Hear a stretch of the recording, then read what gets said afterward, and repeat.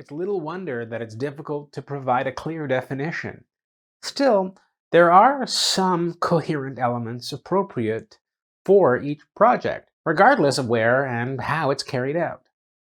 Let's try to find them. Grab a sheet of paper and write, in capital letters, in the middle of it, the word project. Now, think about one word to describe the concept of project. Write it down. Repeat this action 6 more times. Moreover, ask what your family or coworkers associate this word with if you can. Press the pause button until the task is completed. Great! I'm sure that your list contains some interesting words that are useful in describing the notion of project. Look at the one that I wrote. I bet some words overlap. On your sheet of paper, you've probably written the following words: goal, budget, time, task, and maybe team, risk, uncertainty, and change.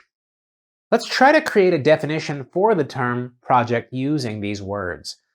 A project will be any undertaking that is established to achieve a certain goal. A project is carried out by a dedicated group of people. Projects are limited in time, i.e. they have their beginning and end, and very often have specific budgets, i.e. financial resources, for the achievement of the assumed goal. Okay, well, someone might say, what about the risks and uncertainties? That's a very good question. In order to answer it, we first need to learn another definition. The definition of the term process. A process is a set or sequence of activities that transforms input into output, which is the goal of the process. Of course, we can argue about the details. However, what you should think about now is that the project does exactly the same. We have just said that a project is started to achieve a goal. So what is the purpose of setting up special teams and establishing budgets? Nowadays, processes, whether production or administrative, are almost perfectly carried out. In the Fourth Industrial Revolution, man and machines working together achieve better and better results. So why not just use the term process everywhere? Let's think for a while about what is characteristic for the process. Do you remember our exercise with that sheet of paper? Please do this again, but this time write the word process in the middle of your sheet of paper. And this time, if you have the opportunity, ask for help from your family or coworkers in defining the word process. Press the pause button until the task is completed. I'm very curious to know what words have appeared on the sheet of paper this time. I'm sure they're not the same as the ones you wrote down earlier. Look at my map. It's different from the one about the project, isn't it? KPI, effect, supervision, production, measurement. These words didn't appear when we were talking about a project, although both processes and projects have been established to achieve certain goals. There is a huge difference between them. As a rule, processes should be reproducible and repeatable to achieve an effect. In other words, if I use a certain process to make a cup of tea, I expect that it will have the same taste, smell, temperature, and will be served in the same cup every time I make it. I can measure each of these parameters and assess to what extent my tea brewing process is in line with my assumptions.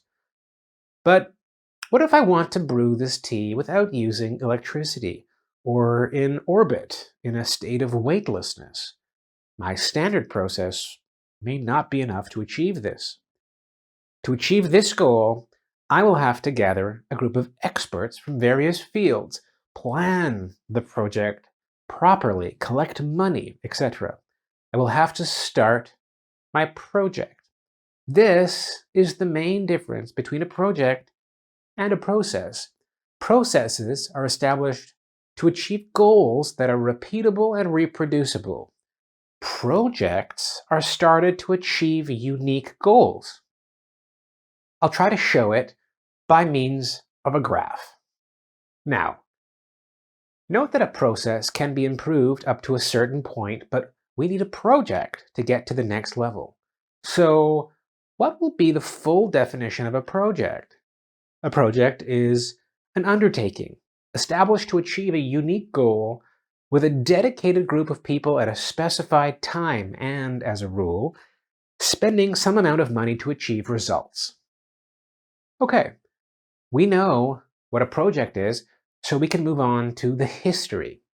Since when did people first deal with projects? The first recorded project is dated 2000 BC.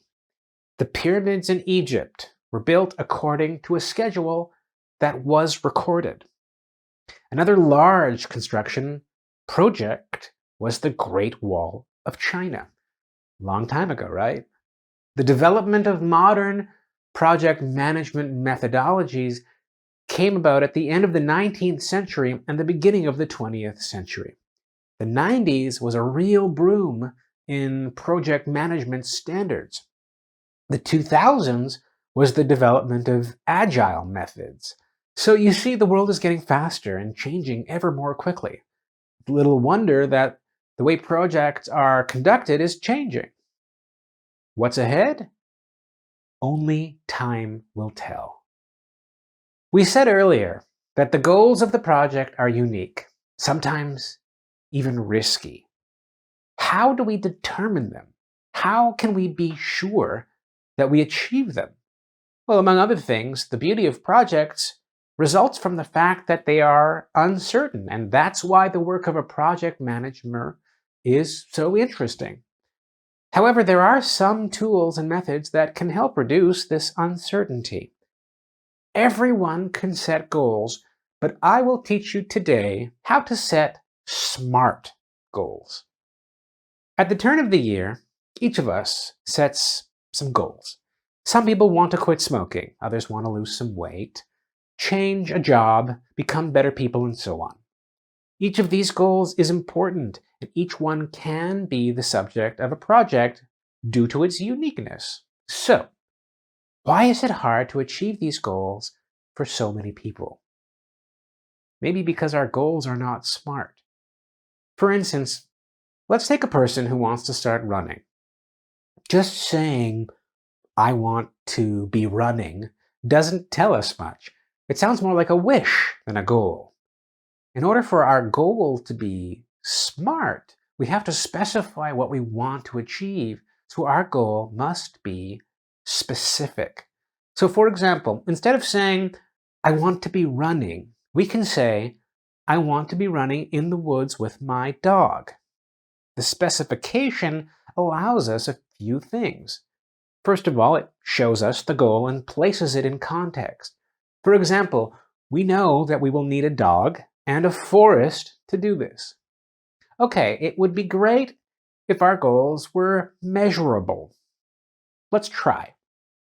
I want to be running in the forest with my dog for 10 kilometers. Making our goal measurable gives us knowledge about the difference between the current state, 0 kilometers, and our goal, 10 kilometers. We can measure the progress during the project and also make the communication easier. It is easier for us to explain it to our friends and coworkers. It makes our goal achievable. Remember not to set goals impossible to be achieved, like I want to be running in the forest with my dog for 1,000 kilometers. Such goals will be quickly abandoned. On the other hand, the goal should be ambitious, as the projects are to bring breakthrough solutions. The goals we set for ourselves, whether at work or in private life, should be relevant. No one likes doing things that mean nothing. In our example, it could look like this. I want to be running in the forest with my dog over a distance of 10 kilometers in order to reduce my body weight and thus my blood pressure. Another thing we can do to improve our goal is to place it in time. Timed, so it will get another metric and motivating factor. The goal determined by time could be this. By the 30th of September next year, I want to be running in the forest with my dog over a distance of 10 kilometers in order to reduce my body weight and thus my blood pressure. It's a smart goal, isn't it? Of course, we can make it even smarter. We may, for example, make it more entertaining.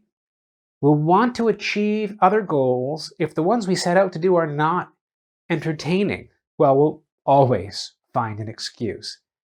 To make our goal more entertaining, we can add, for example, to keep up with my new fiancé, by the 30th of September next year, I want to be running in the forest with my dog for 10 kilometers to reduce my body weight and my blood pressure.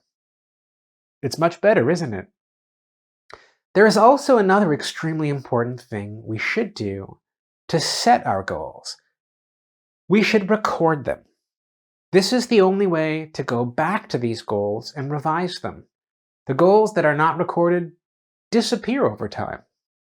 Let's not hide the fact that it's easier to lie down on the couch than to get tired by running in the forest. I have a task for you. Recall what was your last goal you set yourself in life. Now take a sheet of paper and try to make it smarter. Press pause if needed. Look at your goal now. How much more do you know about it? How much more likely are you to go back to it and finally achieve it? I hope that your goals will soon hang somewhere on the wall and will be implemented over time. With regard to the implementation, I think it's high time to show you how to achieve these goals. Each project has a structure within which it moves, regardless of whether it is a small or a large project, whether it concerns building a bridge or creating a new computer program. Its lifetime is divided into phases or stages. The first stage is the initial phase. In this phase, we define what the goal is and then collect the requirements that the product will have to meet. Planning is our next stage. Planning is an extremely important step in each project. Let's give it a separate chapter. After planning, we move on to producing. At this stage, we are performing the planned work. In addition, at this stage, we are also collecting information on how much we have achieved in relation to our goal. Another stage is completion. At this stage, the product of our project is presented for evaluation, and if accepted, the project can be completed. Each of these stages requires different action and involves different aspects of the activities of the participants.